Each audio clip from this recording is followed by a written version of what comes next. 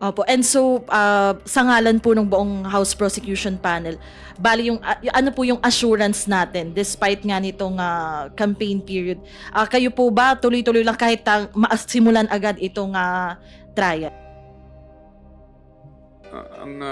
Alam niyo naman na nakita niyo naman yung work ethics ng House of Representatives.